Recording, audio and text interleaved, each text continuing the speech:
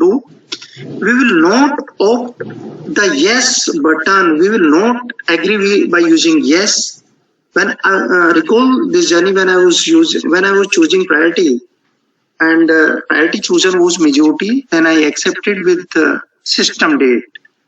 Suppose I do not want to proceed system date, then the end date is actually going to be the date pertaining to my choice, right?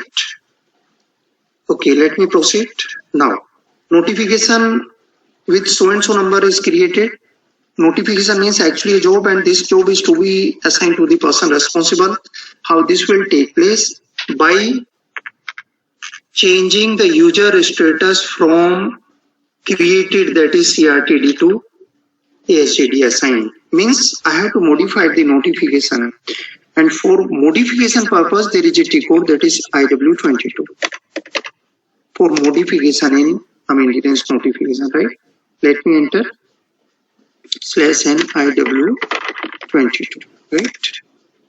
The implementation of this actually is last in first out, means last created notification is made available on top of the screen, and last in first out means actually the stack implementation, right?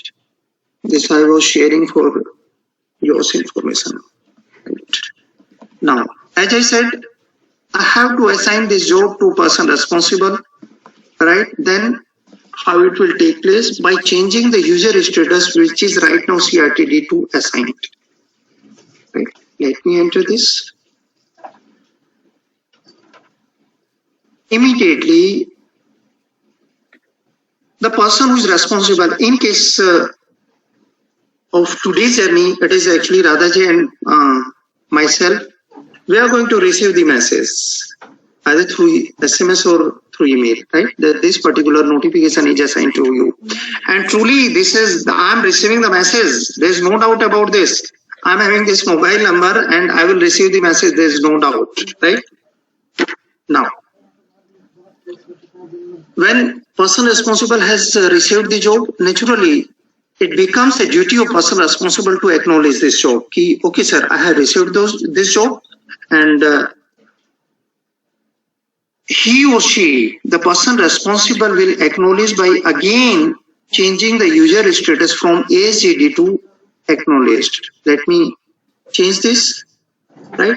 On one side, with respect to acknowledgement, things no issue. But on other side, actually it is the person responsible who is supposed to attend the job, right? Then what the person responsible do, right? He will put the things into process. And when I click on this, right, this is as equal as saying that when a work is carried out either by telecom or by electrical or by CPWD, you can see there is a label over there, means work in progress, right? Things are in progress. This is as equal as over here. Then let me put the things into process. When this is to be taken, or this is carried out by clicking on this green flag. When I click over here on this green flag that says put in process, immediately notification status, which is right now OSNO. OSNO stands for outstanding notification. Immediately it is going to be converted into notification in process, that is NOPR. Let us see. Okay, right? You can see, and the green flag is converted into black flag. No issue. Let me save this notification, right? At this time, I would like to tell to all my officers that I'm doing this exercise. Each time I'm carrying out an activity, I'm saving the document again and again. But actually, this is not the case. The expert knows it very well that we can have one-time saving option as well, right? But since we are at a practicing platform, we are at a learning platform, right? I'm carrying out all the steps very clear. Now, with user status acknowledged and notification status as NOPR, right? I'm going to create maintenance notification. Maintenance order associated with this maintenance notification. Let me repeat this. With user status acknowledged, notification status NOPR, I'm going to create maintenance order, right, associated with this maintenance notification. And there is a order tab over here. You can see if I click over here, right, I'm going to enter the maintenance order creation window. Let us see. Like this. And of course, this is actually within maintenance notification, the new window is create breakdown maintenance order, right? And the ongoing tab, this screen is pertaining to header data. Now, since I have to create maintenance order for services, right, I'm going to use the tab that is operations. Use. I will click over here, but the system is not allowing me. System is saying fill in all required entry fields, and over here you can see the only highlighted portion is it is asking about plant maintenance activity type, and activity type is breakdown type B0. Right? Let me this fill this, then I will go on operations tab. Right now, right, you have to listen very carefully in this journey that there are so many activities that we will do during maintenance notification, PR, PO and all that, or you may note down the steps, right? First of all, before I proceed for doing the things with this, I'm in a process of creating maintenance order, number one. Right, on front side, I'm going to create maintenance order, right? On back side, actually, it is the PR purchase requisition which is going to be generated. Number two, when PR is generated, based on this PR, I'm going to create purchase order, that is PO. When PO is created and has been approved, based on this PO, I'm going to create service entry sheet. Right, this is what we are going to do. Now, as I said, in div for yesterday's discussion, I will repeat the same, that in either of the documents, either it is maintenance order, purchase requisition, purchase order, service entry sheet, right? They are going to be common parameters with respect to service, because in either of these documents, service will remain same. And since the service will remain same, we will maintain the service parameter at one time during the creation of maintenance order, means right now, number one.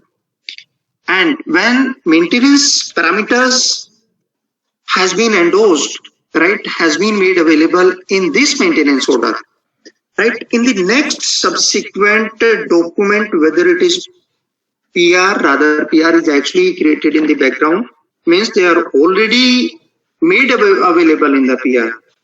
With next to PR, PO or SES, what we will do?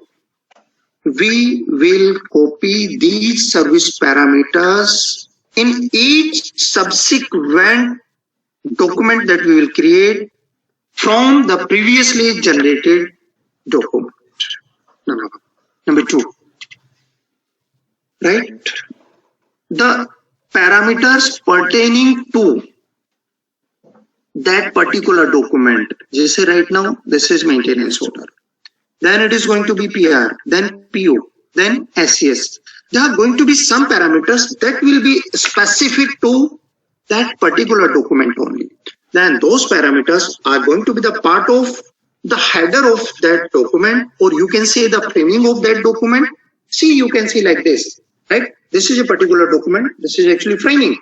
This is actually the header, and this header will identify, okay, this is actually maintenance order, or this is purchase requisition, or this is PO, this is SES. And below that, below this header, they are going to be the service parameters. Service parameters are common parameters. They are maintained only at one time during this maintenance order creation, and they will be copied from the previously generated, right? Now, let us start my journey of creation of maintenance order. First of all, what we will do, we will create the header for this maintenance order. Recall, I am saying the header, not the service parameters. Header that will identify, that will give the name to this maintenance order, that yes, I am maintenance order. What we will do for this purpose?